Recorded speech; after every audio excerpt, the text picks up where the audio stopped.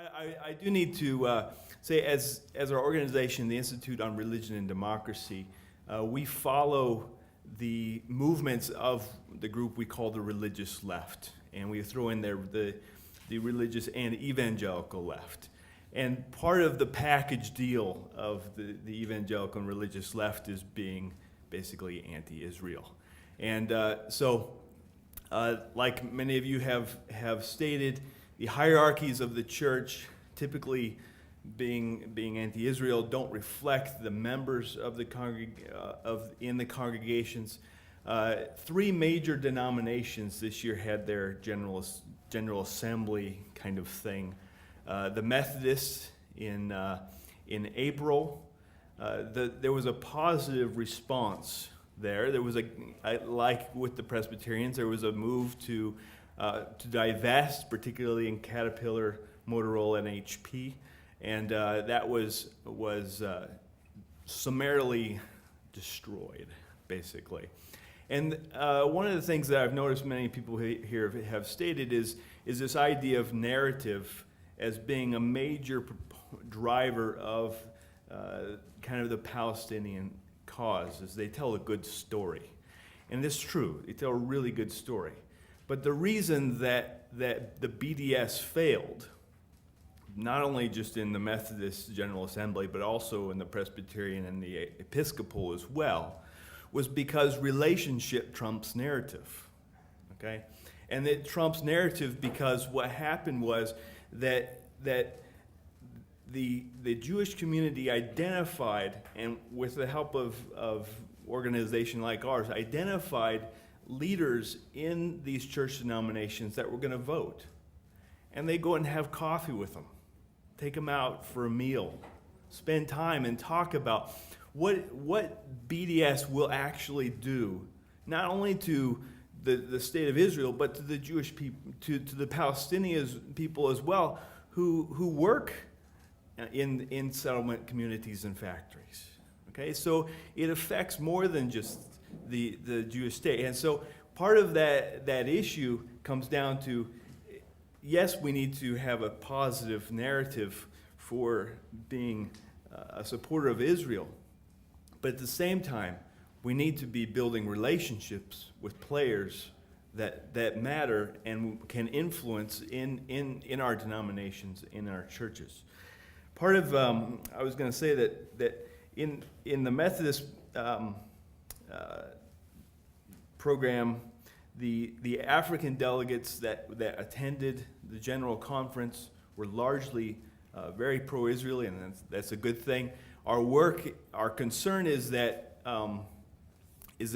it's becoming aware that the strength of the conservative African Methodist movement is catching on to the leftists. And so they are starting to funnel large amounts of money into those African nations and into those pastors and into those bishops and into those groups in an effort to liberalize them, to make them better, more conducive to the package of issues that the left is concerned with. And so we're interested in thwarting that as well. I let Alan speak on the Presbyterian issue. We also cover the Episcopal program. One of the things that in their General Assembly, they didn't even bring up the issue. The primate Catherine Jeffrey Shorey basically stated, we're not going to go there. We're just not going to do it. We're not going to get involved in BDS. Okay, and one of the issues I think for her was again, it was a relationship factor.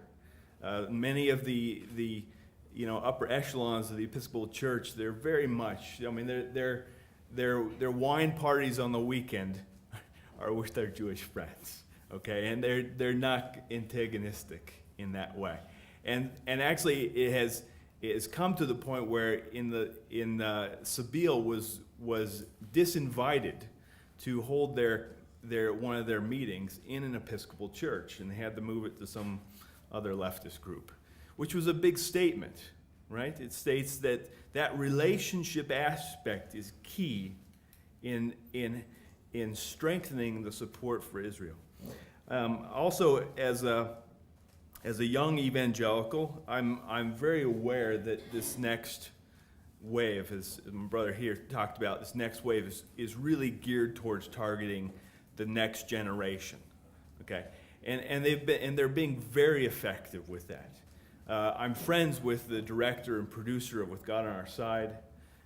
We have lunch together when he's in town, and but he, where he says it's only about his being against Christian Zionism, really what it's a complete narrative, again, of being just a general anti-Israel bias and buying into a false narrative that is basically propaganda by the Palestinians.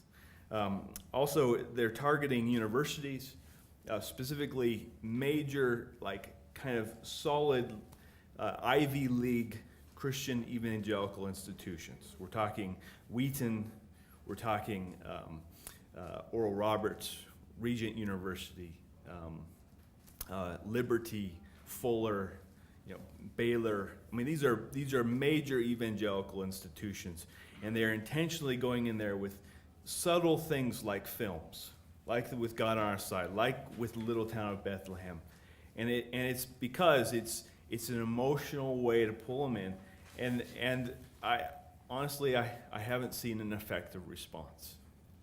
I respond personally by going after those guys and highlighting their hypocrisy, the lack of balance, the embrace of Palestinian liberation theology, the embrace of the propaganda. But nonetheless, the counter narrative is not particularly self-evident.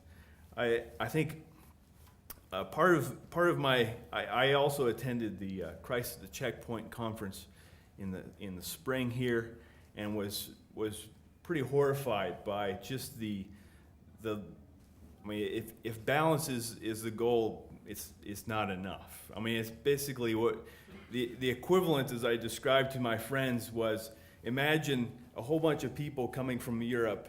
They fly them into downtown D.C. They take them to the projects. They have them stay with lower class black families in the projects. Put them on a bus, take them back to the airport, send them back to their countries, and say, that's the story of the black man in America.